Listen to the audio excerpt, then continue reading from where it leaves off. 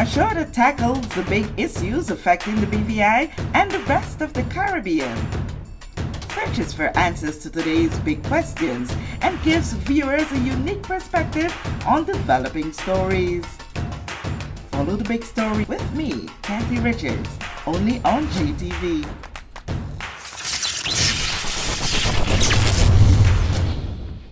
This show is brought to you by the National Bank of the Virgin Islands, Cyril B. Ramney Tertola Pier Park, NV Salon Spa Nail and Barbershop, the Wellness Center, Medical and Behavioral Health Clinics, Ticely Cross Deliciously Smooth Cider, HOV Medical and Digicel, simply more speed, reliability and entertainment.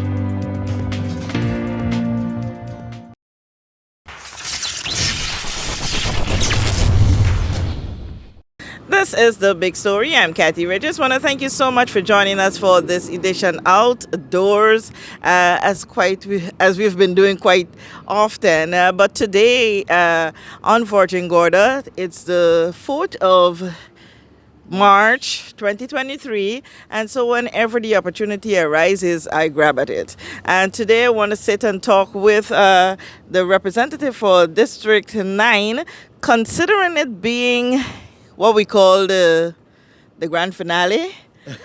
The grand finale of your first experience as a legislator in the government of the Virgin Islands. By the 12th of this month, the House will be dissolved. And so we want to get from you, how has this first experience been for you? And then the common word is the rookie experience.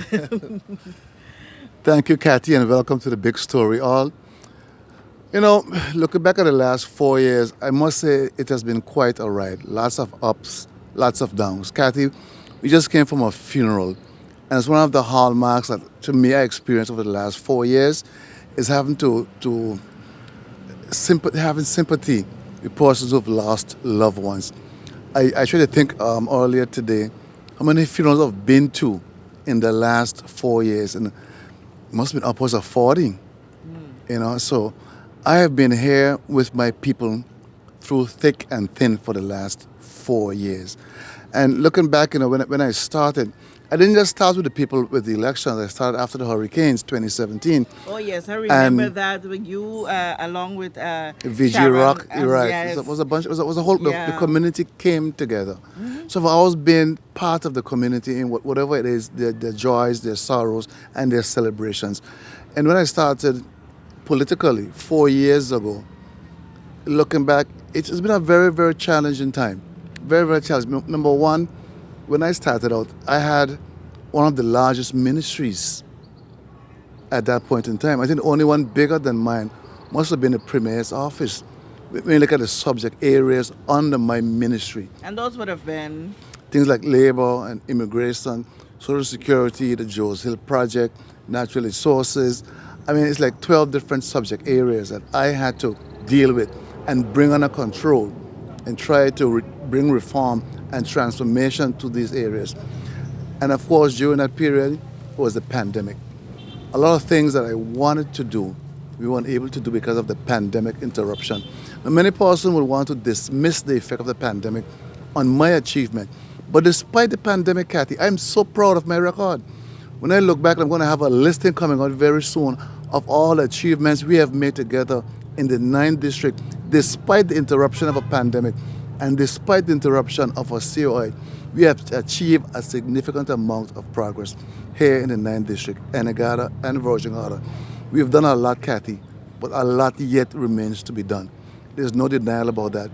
Progress doesn't end. Improvement doesn't end.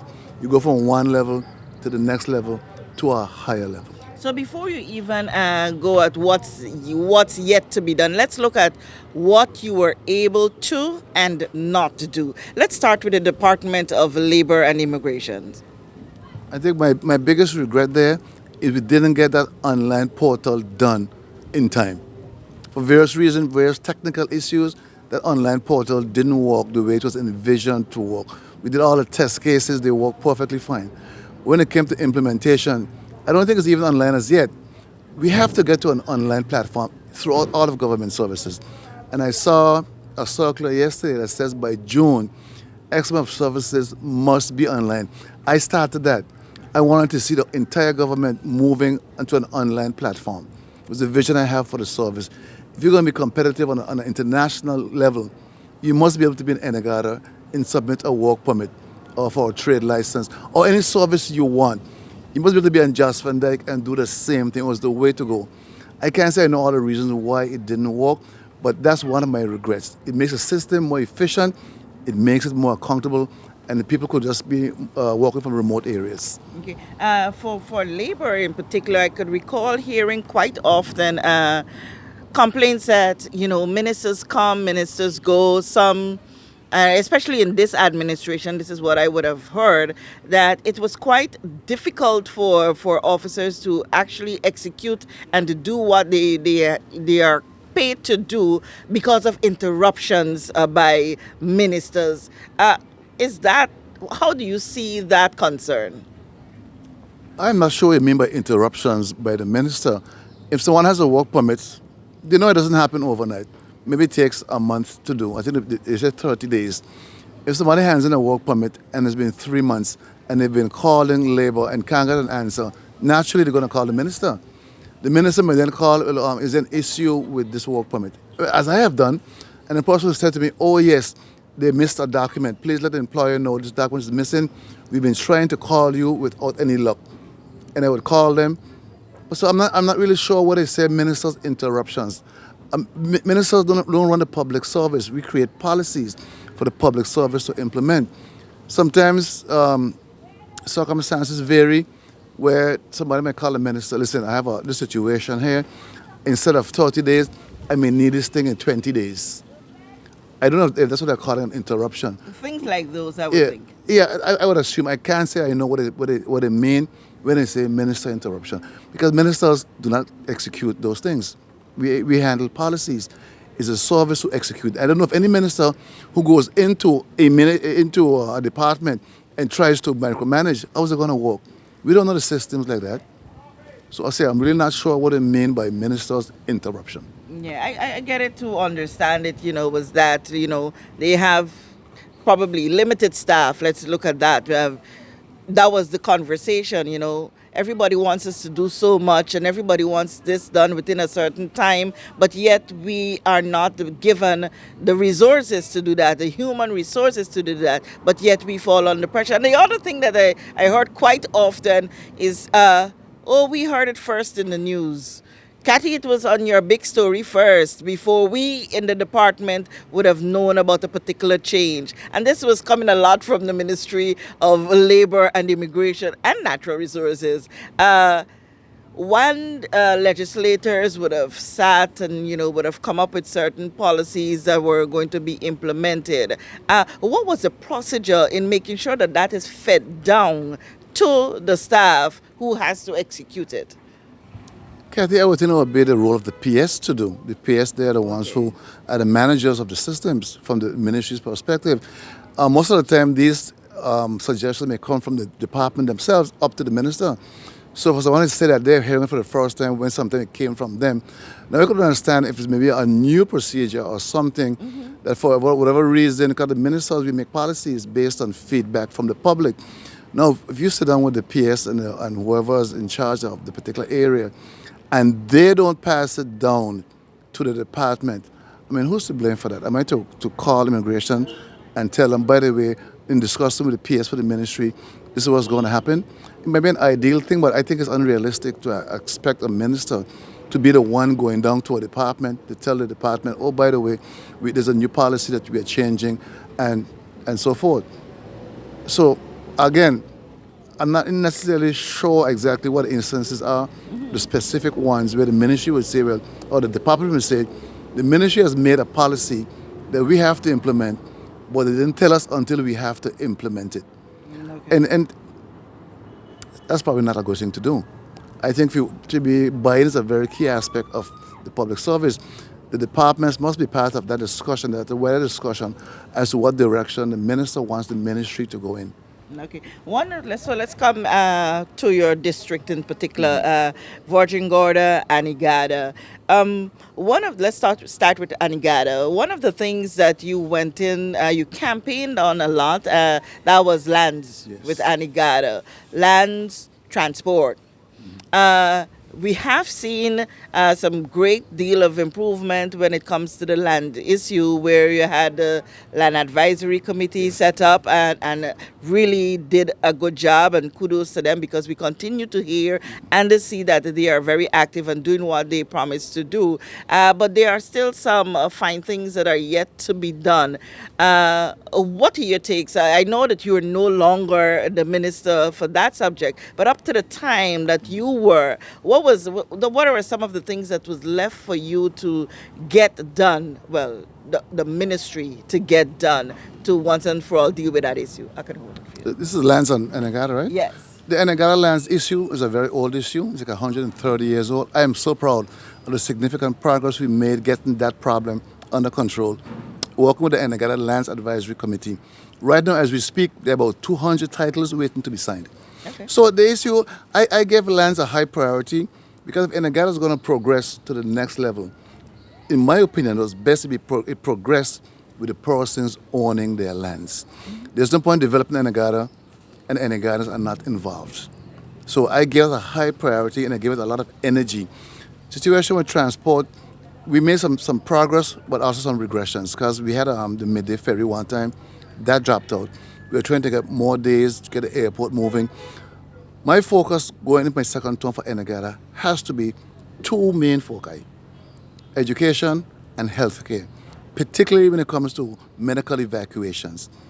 And that goes for both Anegada and Virgin Gorda. Absolutely. My focus on Anegada really has been getting that lands under control to empower the Anegada people to really move towards their aspirations and their dream of land ownership, business ownership, and moving that island to the next level. I think we are just about there. So that has been my focus for Anegada. Of course, we did other things at Anegada. We had things like various workshops, some of which I funded 100%. We did some roads up in the village, and we're doing some other works with bush cleaning and some other works coming up soon on the main roads in Anegada. So Anegada has seen a lot of progress. We just dedicated a community center last Tuesday. We're moving towards greater medical presence on Anegada. I think within 2 weeks, it should be like up to 5 days of a doctor being stationed there. Issues with education in school, that's coming up next on my radar. So my focus going forward for Anegada, since the land is kind of a bit behind us now, education and healthcare. Those are the two top priority things right now, making Setting Point an official port of entry. Anegada is on the verge of really taking off. It was done right. I think it'll be a model for other places to follow as to how to empower people and how a community should be developed. On Virgin Gorda, it's not much different. But Virgin Gorda has a little more issues than Anegada in terms of what I would tackle. A few things I want to tackle. One, the separation of Brigada Flats primary and secondary. The land was acquired, the funding for the school has been secured. A few technical issues we're trying to work on there. The second major priority is separation of passengers and cargoes. As we are sitting here, negotiations are taking place to move the passengers into the yacht harbor. You've seen me post a few days ago about works taking place there. I don't know exactly where they are. It's being headed by ports along with the marina team. But my aim would like to see the passengers move into the marina area and the cargo stays on the main dock. So there's separation. If you were here last night, Kathy, there were trucks running all night. Because during the day, the passengers used the ferry, used the dock over there, and the trucks are parked up. As a matter of fact, last night, almost had an accident last night because the rain fell, and I guess the dock master moved whatever it was, and the passengers and the trucks were on the very same dock last night. That's exactly what I'm trying to avoid. This is a 40-year talk. We are very close right now to resolving this. And that's an age-old An problem. age-old I could problem. remember about 10 years ago, the It people goes back of probably this 40 years ago. yeah. I sat down and came up with a solution that can work. But we're negotiating the details of it. Let us move the passengers into the yacht harbor. Well, the yacht harbor is redeveloped and the cargo stays over there. Port bought this building, Chateau building. That's a longer term project. So while we're doing a temporary move, we then focus on that permanent move to this area down here. Also, Gun Creek. We have to develop the Gun Creek Harbor. Again, like Enegada, in my opinion, it's best we get the lands around Gun Creek sorted out first before we go to developing Gun Creek. It's then developed and the people are left out. It must be development for the people, by the people. That is my philosophy. Okay. All right. I realize it's stocking season, right? You pull some plugs there for going forward. What are your plans for your district? But I want us to go back a little bit more, and this may be the last topic that we touch on this review. History was created in this territory in April of 2021. It was 2022. Yes, yeah.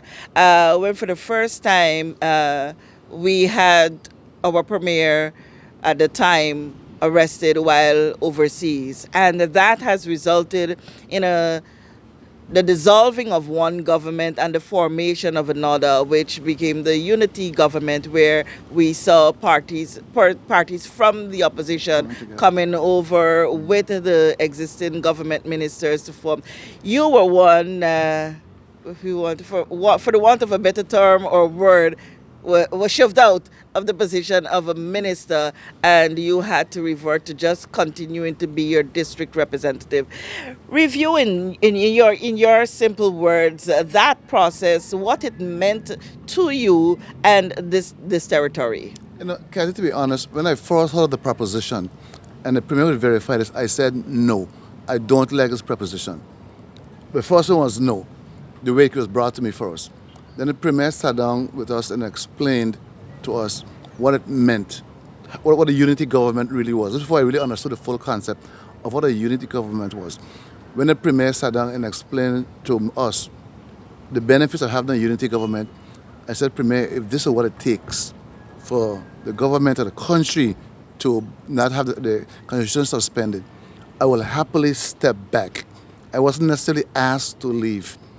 I volunteered. I said, if this is what it takes to save our country, Kathy, I happily step back so the country can at least have a fighting chance to have the constitution not suspended.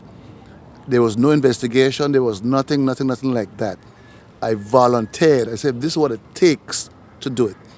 There are some persons trying to make up reasons why I shouldn't have said, listen, you don't have to go fabricating any reasons for me to leave. I'm telling you, I understand the gravity of what we're in. I understand the international significance of what's happening to us, our reputation.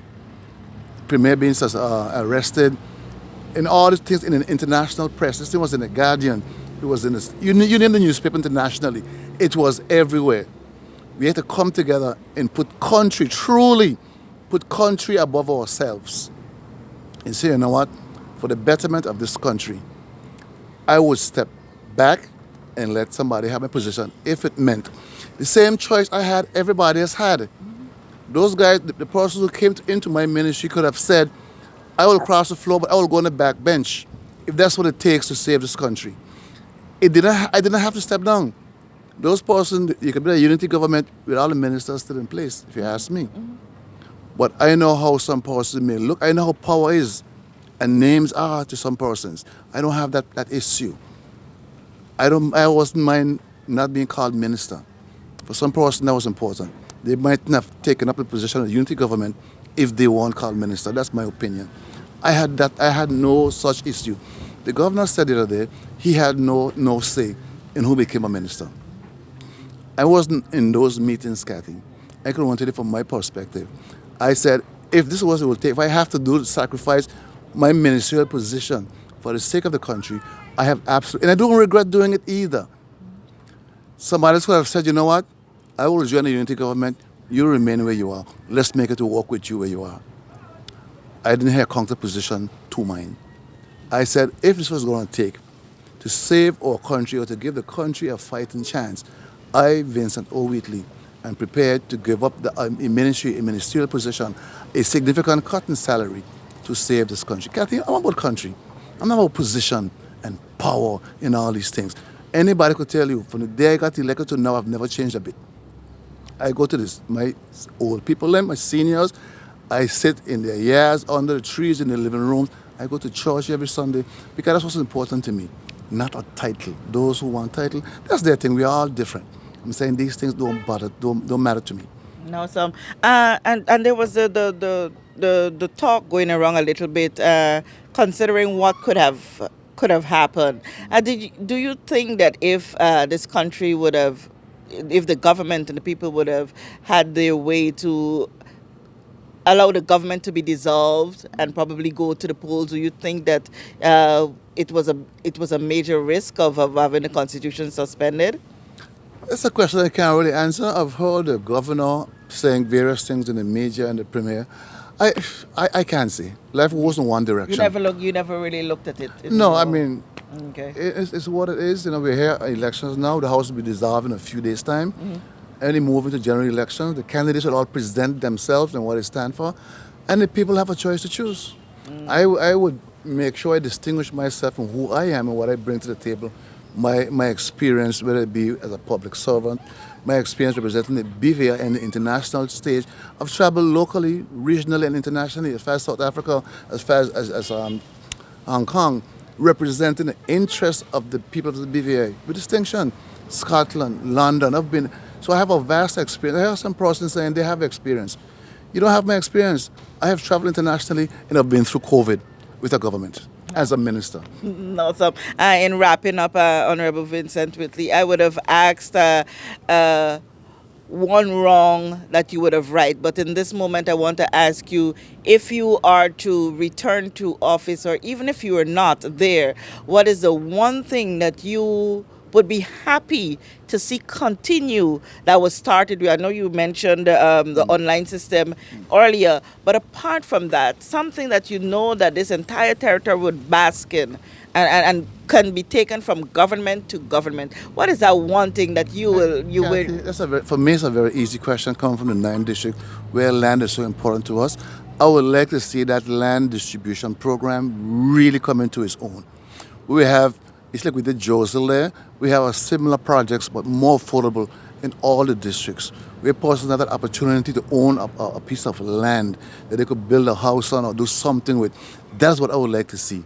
We have too many young persons here with almost no hopes, at least in their mind, of owning a piece of where they live.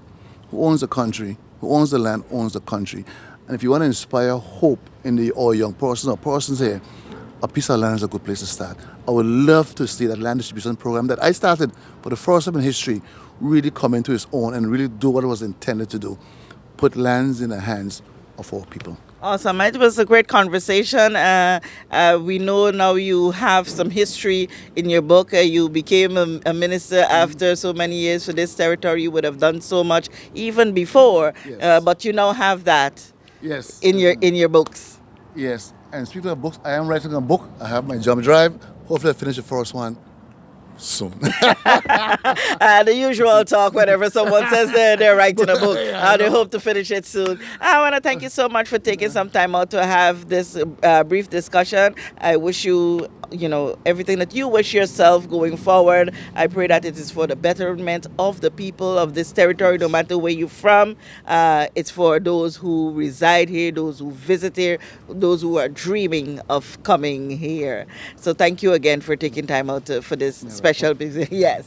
Yes, Kathy, I'm so glad you said that. I'm going to wrap up on that very same point. I've been saying it in the house for the longest while. The BV has 4 great attributes. It's a wonderful place to visit, work, invest, and live. That is my commitment to this territory, to make sure we always maintain those 4 attributes. We take care of the environment, we empower our people, we create opportunities and support for people. I want to thank the persons of the 9th district who put confidence in me the first time to take this country from where it was to where it needs to go. I'll be back at you again very shortly, asking for your vote once more to finish up a few of the things that I really, really, really am passionate about and want to see happen. I thank you for your confidence. I look forward to your further support as we enter into this election season 2023. That one would have to be a paid advertisement. Thank you again, Honorable Wheatley. I want to also thank Island Pot for allowing us to sit in this very beautiful location to do this interview. Thank you so much for joining us for this outdoor edition of The Big Story. As always, I'm Kathy Richards, and it was my pleasure being here with you.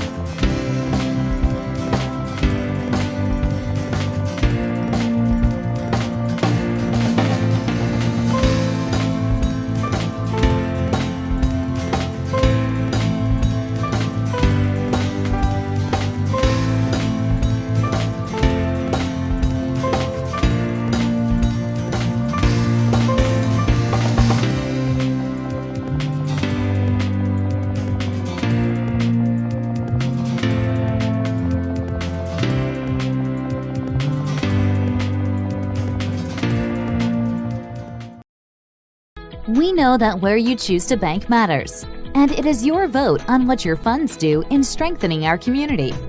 As your official Bank of Paradise, we invest and support the lifeblood of our economy by helping in the realization of personal goals for homeownership, education, and entrepreneurial visions, which support small businesses.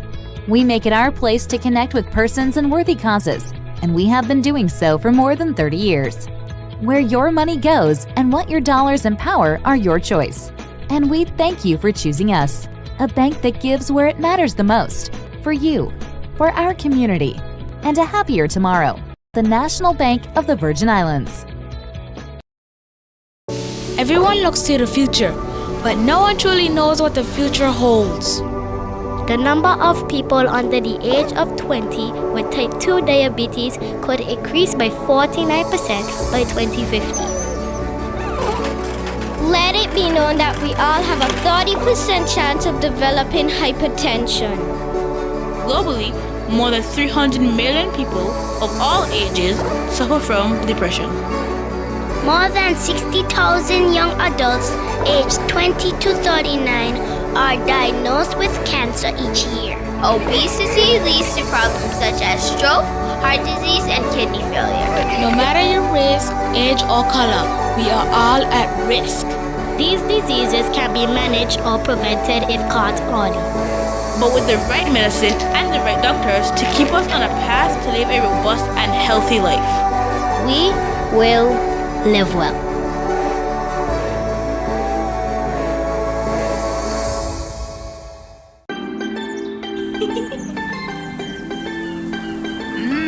There are many ways to enjoy life, like so many ways to count on Popular. Plug into Digicel Plus and get even more entertainment with Disney Plus included. The best of Disney, Pixar,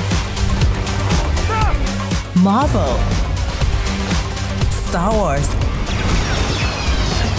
and National Geographic all in one place.